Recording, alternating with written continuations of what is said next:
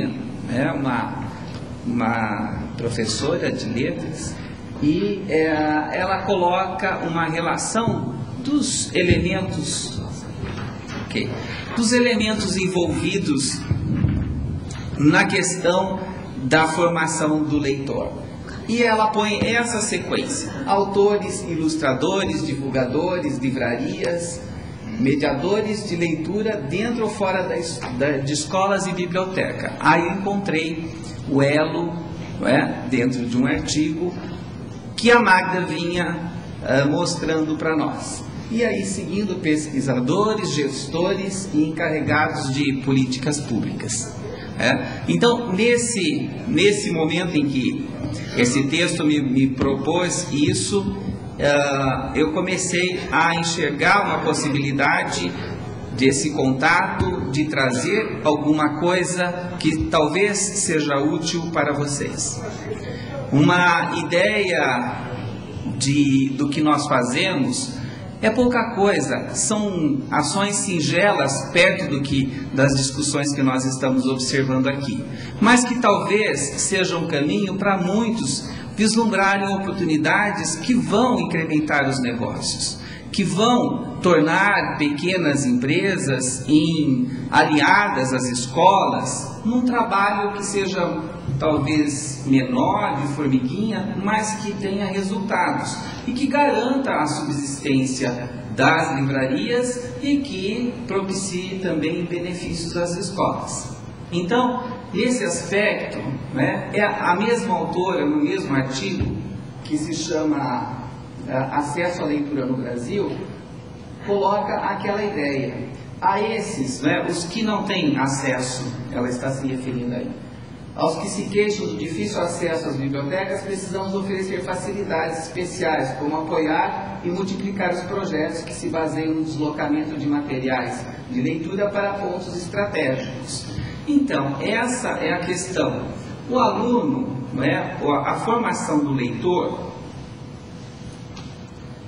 é a obrigação da escola. Ontem, em conversas aqui no coquetel de abertura do evento, eu ouvi pessoas dizendo assim: formação de leitor não é de livraria, é obrigação da escola.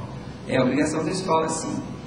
A escola tem essa obrigação de formar o leitor, mas a obrigação da escola é formar a competência leitora. Ela tem que tornar o sujeito competente para ler livros. Mas, ao mesmo tempo, formando essa competência, ela não está inserida nessa competência a formação de um leitor que também é consumidor de livros. A escola tem, durante o seu tempo na vida do aluno, vai exigir dele a leitura, o consumo daqueles livros adotados. Essa é uma ação. Mas esse sujeito, ele não vai passar a vida dele na escola. A escola de educação básica vai durar 15 anos na vida dele. Aos 18 anos ele está fora da escola, ele é um sujeito que tem possibilidade financeira de adquirir livros. Se não for criado nele o desejo de ter o livro, ele não vai comprar livros. Então, nós temos que trabalhar nessa ideia conjunta, formar a competência leitora e desenvolver no cidadão o desejo de adquirir livros, de se interessar pela cultura que está nos livros, de ler os livros e de valorizar o livro. Porque na escola o livro funciona como uma das obrigações. Hoje pela manhã nós vimos que a escola não é um lugar onde a pessoa vai ter a sua boa vida, mas nós lutamos para que seja, pelo menos não seja um peso muito grande, que seja suportável o período que o sujeito é obrigado a passar na escola.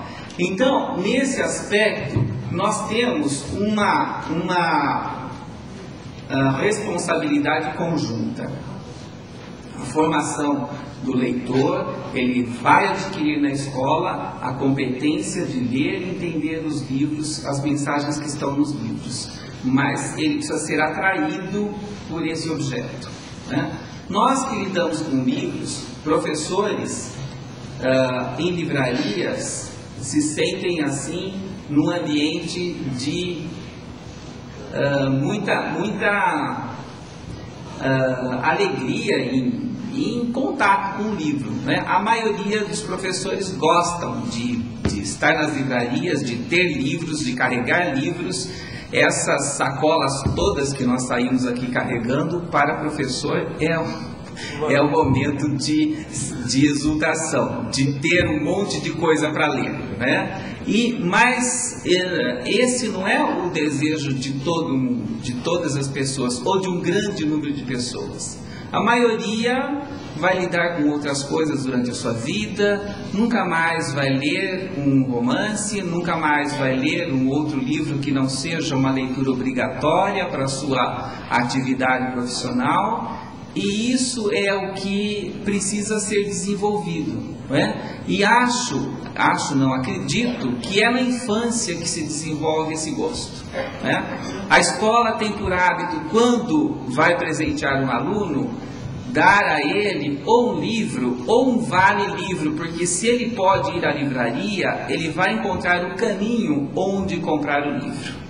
Então, o aluno que vai receber um presente por uma Olimpíada que ele participou e foi bem sucedido, ou por uma outra atividade qualquer e que incluía uma premiação, a escola tem sempre em meta trabalhar essa questão de mostrar para a pessoa a questão de possuir o livro, de carregar o livro, de ter o seu próprio livro, de saber quanto custou. Não é aquele livro que veio na lista de materiais da escola, que o pai comprou e que ele recebeu sem participar da escolha.